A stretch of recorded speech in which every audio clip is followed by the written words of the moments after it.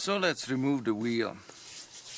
What you need for this is a pair of pliers to remove this cotter pin from the end of the axle. I'll get you a close-up. And a breaker bar with a 32mm socket on it. There, 32. Preferably 6-point. 12-point is good too, but oh yeah, I have loosened this nut. So this nut comes off. And there is this washer underneath. Then what you see is the adjuster mechanism. It's a square chunk of aluminum that's also gonna come out. That dirty spacer is going to come out. The chain would need to be detached from the sprocket. The brake might be in the way, I don't know yet. There is another spacer there that comes out. This chain tensioner or adjuster mechanism comes out, or just a block of aluminum, and I have just a stick underneath to hold the bike up, but just for this occasion, so nothing is in the way of the filming. The bike is suspended. Alright, so but normally you can do this on an axle stand. So let's see if that axle comes out. Oh yeah, I also have a special tool, piece of 2x4 or something like that.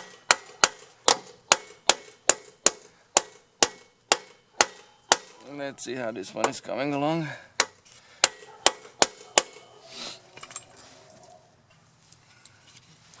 Yeah, I'm gonna be tapping this a while at this pace. If the axle doesn't want to come out easily, do not hit the axle's end with a hammer or anything. Put the nut back on so that threads are protected on the axle, and don't hit the nut either. Get this tapping block and tap it out like so. Take a few turns, something like that. It's coming along. Alright, that was painful. Here is the axle. You can see my little tap marks on it. How it was advancing one tap at a time and being stuck. One tap at a time and being stuck. So here is this part of the chain tensioner or adjuster mechanism. That's all there is to it. Block of aluminum. Put it on a little sandpaper. 320, 600, 1000, 2000. Make it shiny. Same on the other side. But it's a little angular, so good luck with this. But same stuff. That's where the bolt's head hits it. So that's that. I didn't destroy the thread in the process, about which I'm happy, but you know, axles are replaceable. Everything is replaceable, including your swing arm. But I'm just saying that's gonna be costly. So let's see what else. I had to remove on the other side the entire brake, so let's see, how does this come out easiest? Alright, I'm gonna get this chain off it because it just seems to be in the way. Alright, there we go. Spacer 1 needs meticulous cleanup. Good, no score marks on the inside, but there might be score marks on the outside. Yeah, score marks look ugly, but it needs to have a dimension this way. If it's not getting a mushroom head on this side or whatever, it's not getting shorter this way, it's a good spacer. Just needs cleaning. Alright, so that's on that side. On the opposite side, Come on around, everybody. Let's have a look-see. Yeah, from there we've got this kind of spacer. Same thing. A little bit of rust inside. 2 winters. Road salting. Road salting is that's what it eats it. And then here is your brake. All cast aluminum. You don't want to destroy those too much or at all. And then the wheel is coming right out. There we have it. This is a good time to check your bearings. See if they turn. I'm gonna get you a close up somehow. Let's see, how do we do this? That is right. There we have it. So the bearings, behind the bearings you can see a spacer bar that's placed. I'm going to show you from this angle. When you put your fingers, okay, where are my fingers? My fingers through the hub, you can rotate the spacer and you can reach the spacer. Alright, so now is a good time to check out your bearings. It's dirty and has crud on it. Needs a clean up. Same on the other side. I usually don't take the sprocket to the dealer and it just comes out with a little persuasion, something like that. Yeah, I'll show you in a sec. And there's another bearing, but wow, there's no, you can see the cage on this side, there is no protection on it on this side. So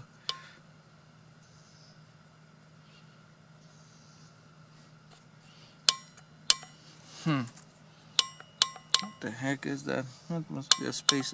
That's a smaller spacer. Alright. So the rear wheel is out. Cleanup is next. So the rear wheel over there is very nearly good to go for installation.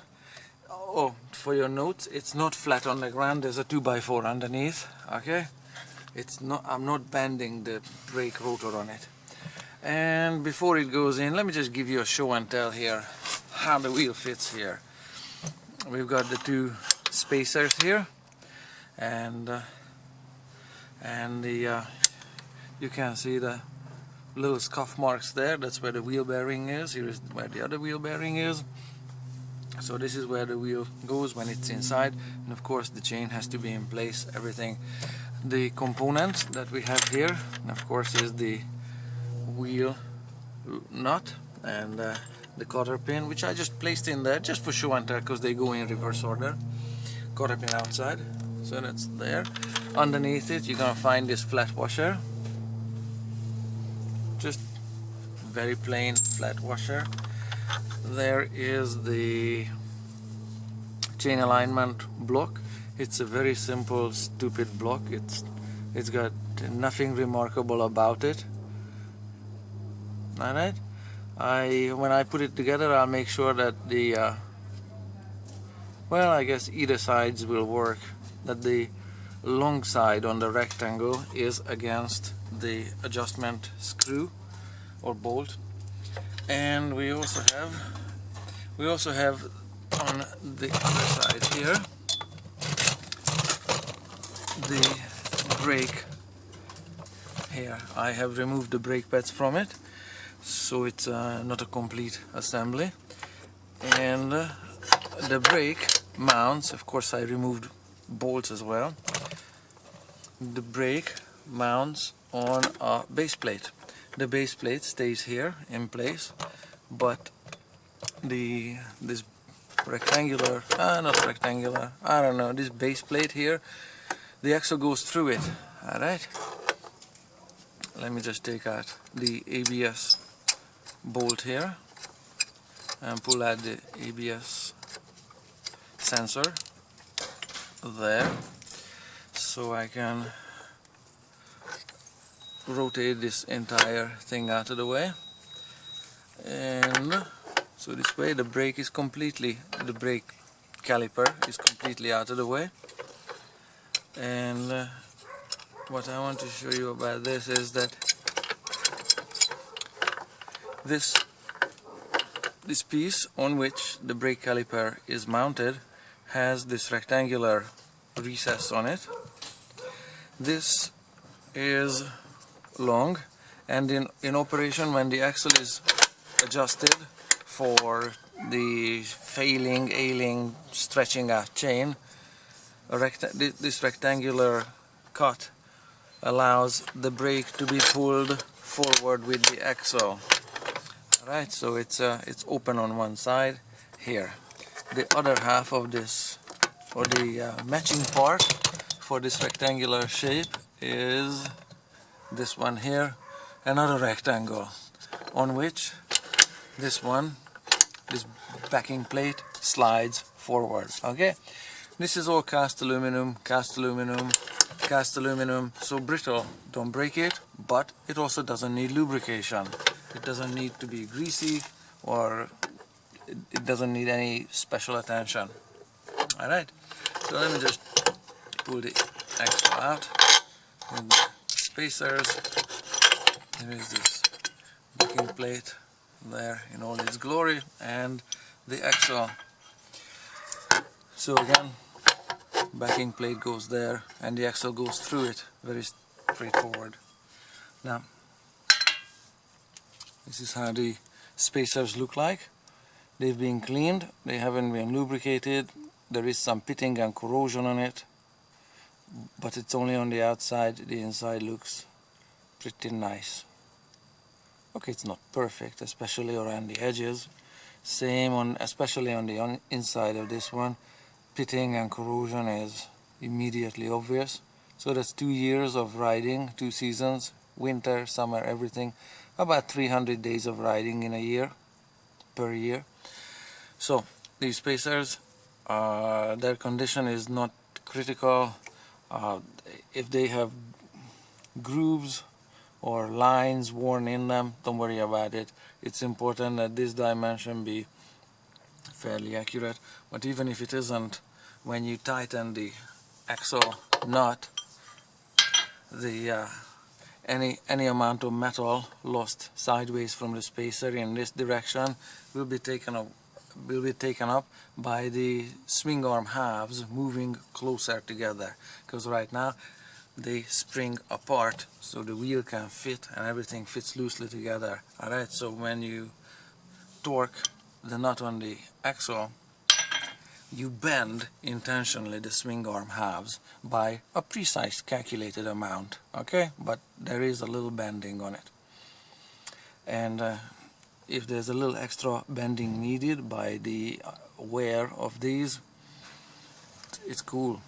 It's minimal amount. Okay, so that's how these spacers look like. They're not perfect. I'm going to put them back on because the dealership wants to charge, I don't know, $20 each for these. I don't know, some ridiculous amount of money.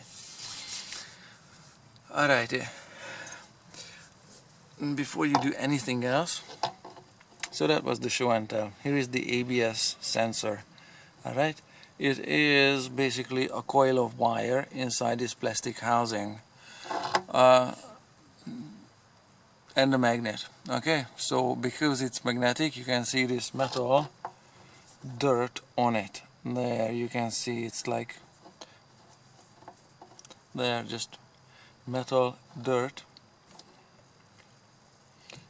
Let me just get a nice picture. Just give me a sec here. And there you have it, somewhat. Alright. So metal dirt that jumps back on the ABS sensor. So now is a good time to pick it clean, so you have a nice good signal from it.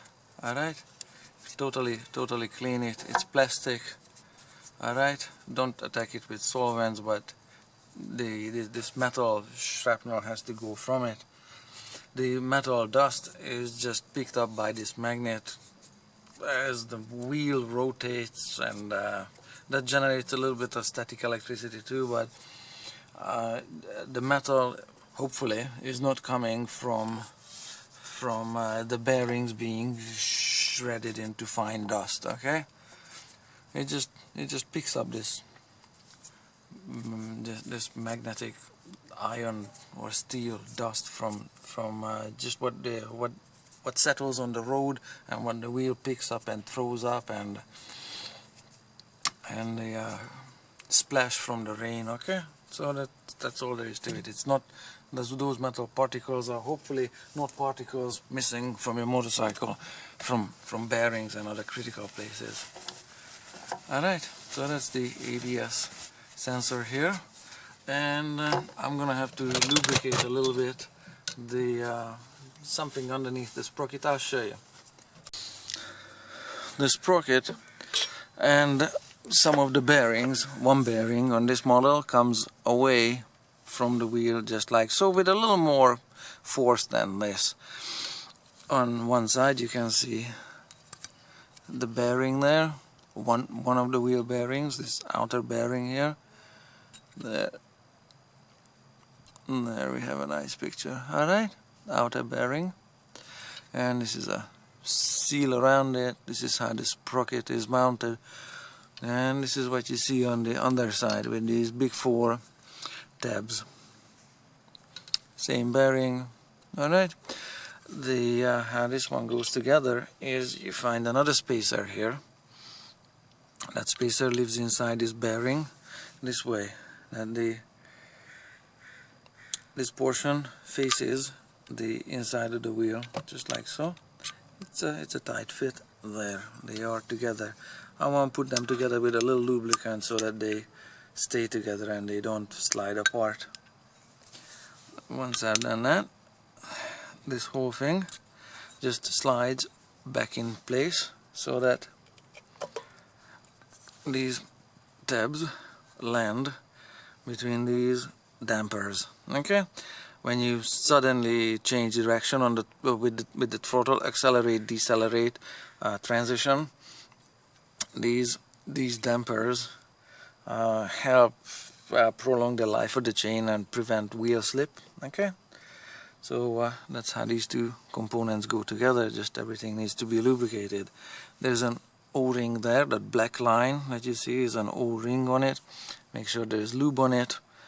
And this is a sealed bearing. You can see this red seal on it. There's enough grease inside, so that one is doing fine. It doesn't need anything else, any additional attention, so there's enough lubricant in there. I will lubricate the outside here, not to lubricate the bearing elements or the bearing races, but to prevent rain from coming in, because when the spacer, where's my round spacer? Just a sec. Oh, I found it. Just give me a sec. Yeah, this round spacer goes in here just like so. So when this spacer wears a little bit, as it is evidenced by those wear lines, then it's gonna leak in some water. I don't want to change that bearing yet, but even if I have to, it's $10–15. It's not a huge amount, but anyhow, I want to pack it with grease, just the outside there. Alright, so that's how this looks like. And these are the same components, just lubed up. And this is how it looks like, with the little spacer in it, and that's how that looks like. And the whole wheel, like I said before, is on a stick of wood or something, so the brake rotor is not touching the ground. And all you need to do is press the shapes together, just like so. That's about all there is to it. If there's still any little bit of gappage, don't worry about it. When you tighten the lug nut, the axle nut, it's gonna be pulled together flawlessly. There. There. When it's done, there is no shoulder there or minimal, something like that. Okay, so when it's there, I'm pulling it out. You can see there's a little bit of shoulder created, and when I push it in, that's how it looks like. done all the way in. Alright, let's mount this thing over there. Alright, I put some extra lube on it just from the outside, and the same applies on the other side, the brake rotor side. You can see there's more lube, mostly from the outside. Again, not for rotation, because the axle isn't rotating relative to the bearing. The bearing inner ring is rotating with the bearing balls, okay? So that's where rotation is. There is no rotation. The axle is clamped down solid, and there's no rotation between the axle and the inner race of the bearing. Alright, so all that is just for keeping the rain out. Alright, I'm gonna try to line up this wheel here with the camera in the way and stuff. Alright, come on in closer. Let's see if I can film it and not go mad. Alright, there's chain. Hook up the chain first. Alright, on the other side I just knocked off my brake caliper from its previous position. Alright, there we go. That's a little more room.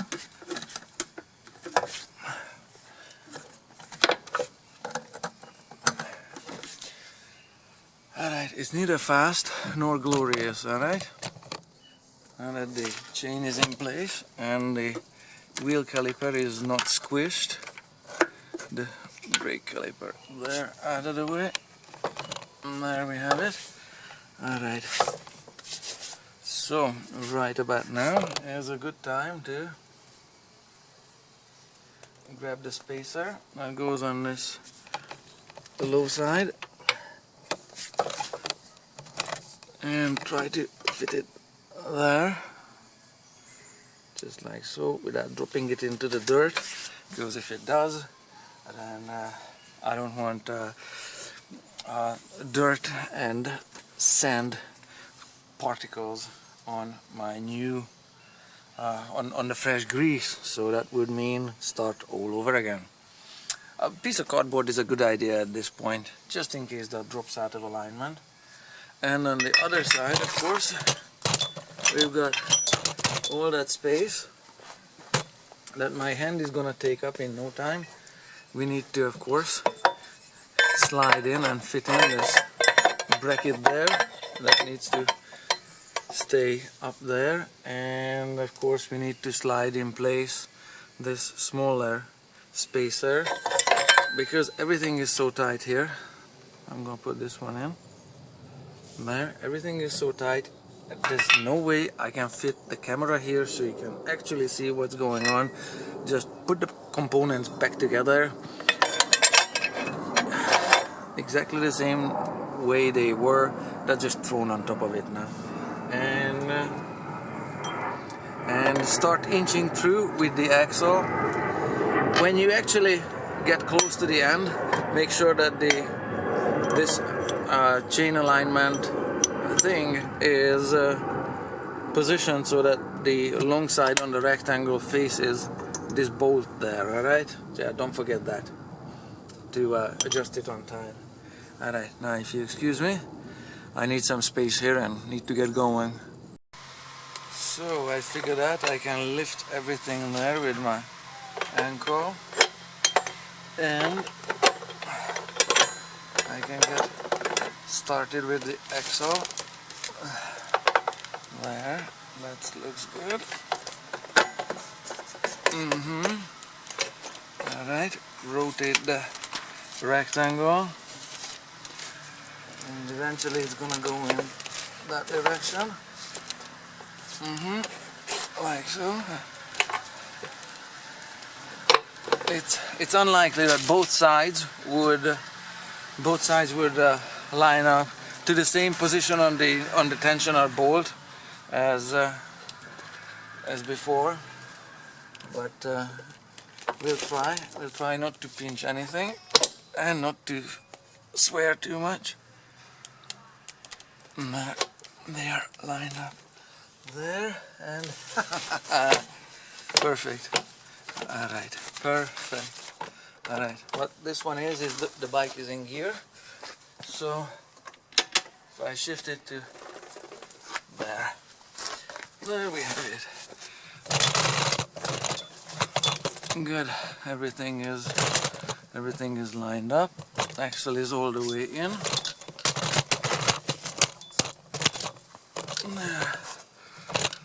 Same story on this side. Of course I have all of these newspapers here just in case the spacer comes out, but it did not come out. It just almost came out, but we're good. Look at that, there's the spacer, neatly in place. I'm gonna put a little more grease on it. Alright, and yeah, my other spacer is also perfectly lined up on the other side here.